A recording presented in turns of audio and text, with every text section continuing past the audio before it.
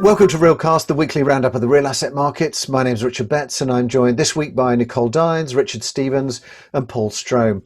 Richard, welcome to Realcast. Give us an update on, I suppose, what you've been seeing this week. Well, the big thing this week was the CEE summit. There were a lot of events in Poland and Central Eastern Europe about real estate, but not many where we have a real international outlook and viewpoints from major investors. So there was a lot of interest, a lot of anticipation. In fact, over 450 people from 34 countries. So a lot of interest in how international market sees Poland and Central Eastern Europe, and a lot of interest from people here on the ground to hear what international people think, and vice versa. So we started with an overview of the region. And in a nutshell, in the last crisis of 2007, 2008, Poland famously didn't go into recession, but the rest of the region was very badly affected. And I think the main message was that this time, the Central and Eastern Europe region is very resilient, and there remain a lot of opportunities. We talked to the Polish finance minister, Tadeusz Kościński. He was surprisingly upbeat about things. We asked him about REITs, which is this ongoing issue, of course, Poland being behind other countries, not just in the region, but in the whole of Europe, in not enacting REITs registration. He said it wasn't a priority for obvious reasons because of COVID and all these financial issues coming up. But he said that the real estate market should make some noise. So I think it's up to all of us to make that noise and try and put it back up the agenda. Yeah, this was the main issue that Poland and Central Eastern Europe is it's like everywhere else, is affected. People are waiting to see how things look. Certainly industrial, like everywhere else, is very popular. And I think it's in overdrive because it was catching up anyway. And then with COVID and e-commerce really taking off. And I think that was, that came out of the event, that trends like home working or working from home, which was already apparent, are just being supercharged at the moment. There was a nice focus on Gdansk and the Tri-City region. You know, we all know about that area, but it was really nice to hear people who are from that area talking about it and how quickly Gdansk has kind of dramatically increased, whereas 10, 12 years ago, it was a tourist region. And the business region has come from scratch, really, in terms of the international perspective and the growth of the business services sector. So, for example, PwC started 5 years ago with no one and now has 1,000 employees. And Boeing is something similar. So in general, pretty positive, I think, for the region. But obviously, people are waiting to see what happens in the next few months. Yeah, I thought it was very interesting. Also, to pick up that point around REITs, which has created quite a lot of discussion on LinkedIn, that development of more locally based capital, particularly in Poland, the REIT side could really help that develop. And I was also impressed by the openness, I thought, of the finance minister, just in terms of wanting to encourage a dialogue. So it'll be interesting to see how that moves forward. Nicole, what have you been watching this week? Well, Real Asset Media organised another summit on Proptech innovation. Obviously, there's been a lot of focus on Proptech recently, but there's been real acceleration with COVID, and that was the main focus. And Anthony Slumbers said that we're never going to return to the world as it was before, because basically the pandemic has forced everyone to do what they should have been doing years ago. And two main changes have occurred. One is that people have realized that their building can actively harm them. They've been in a confined space with other people in not ideal surroundings can actually harm your health.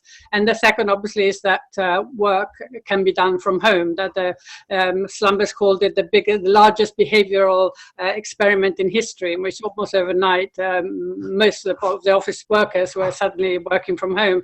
And on the whole, it has worked. So he sees the future of the office as being less space, but better space, with companies being forced to make improvements that they've resisted so far. He said that after 10 years of a bull market in real estate, a lot of landlords were rather complacent and sort of delaying decisions on things like improving air quality, energy efficiency, and so on. But obviously, COVID has really shown that the only way is ahead is to invest more if you want to stay competitive and attract tenants back to the office, if only for 2 or 3 days a week. So that's Proptech. And then we had another Outlook Germany session looking at the country that has been obviously the great performer this year in Europe, still in recession, 6.5% expected this year, which for Germany is a terrible number. but obviously compared to 9.1, which is the average expected in Europe, and the UK was confirmed this week, 11.3%. Clearly, Germany is in a better place. There was an interesting findings from PwC and ULI, their emerging trends in real estate in Europe report for 2021, which in the top 10 cities shows that Berlin is at number one, top 10 cities in Europe, and Germany has 4 cities, with Frankfurt in 4th place, Hamburg in 6th, and Munich in 7th. So it shows that German cities, the gateway cities, are still very much in investors' favor. The other interesting thing about Germany, which came out, is the IMREV Q3 fund index, which shows that in Q3, for the first time overall in Europe, with the exception of the UK, returns have got back into positive territory, but Germany has positive returns far ahead of other European countries, which IMREV attributes to the fact that it's got such a strong domestic investor base. Paul, what about you? Well, picking up on Nicole's remarks about Germany, actually, PBB Deutsche Pfandbrief Bank produced an office property index, which they said fell significantly in the third quarter, fell to minus 0.7 points from 0.09 points in the second quarter, marking its lowest level since the end of the financial crisis. It's as a result of the COVID-19 pandemic, obviously, and there's been a significant slowdown in the demand for space, and there's also significantly lower investment volume. PBB says that economic uncertainty and potential structural shifts are proving to be the major challenges for businesses in the service sector. Rents so far are stable, but investment flows also plummeted during the course of the year. Until now, the contraction had no negative impact on pricing. Prices for assets remain high, and PBB said that phenomenon can only be explained by exceptionally low levels of interest rates. There was a slightly more optimistic view from Savills regarding CEE, following on from what Richard was saying. And according to the firm's research, total property investment activity across all sectors, not just offices, in Poland, Czech Republic, Slovakia, Hungary, Romania for the first 3 quarters was 7.6 billion. And that's the third highest volume on record, and achieved obviously despite the COVID pandemic. Savills reckons that by the end of the year, it forecasts that volumes should surpass 10 billion, which would be actually in line with the 5-year average. The head of research, Eri Mitsa-Sturgiu, points to Oxford economic forecasts for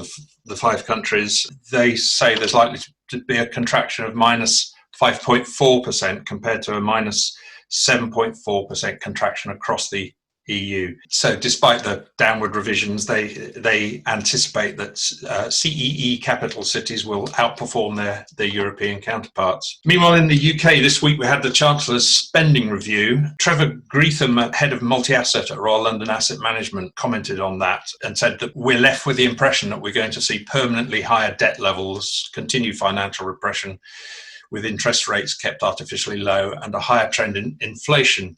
He says that for investors, that this means persistently low interest rates and a positive outlook for assets like equities, properties and commodities, which have a good track record in beating inflation in the long run. He also comments that it's going to be difficult to grow our way out of debt. And while everybody's talking about the cost of COVID, Greetham reminds us that Brexit will be a drag on the economy by 5 to 8% over the next 15 years, whereas the long-term impact of COVID crisis is expected to be around the 2% mark.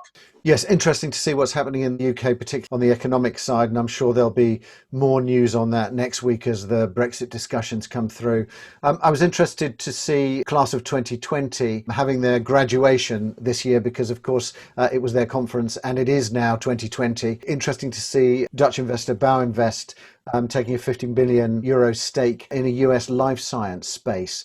Again, just to see some of those trends that we've been discussing coming through. Thanks very much, Richard. Thank you, Paul and Nicole. Thank you for joining us, and look forward to seeing you next week for our regular roundup of the news in real assets. Thank you.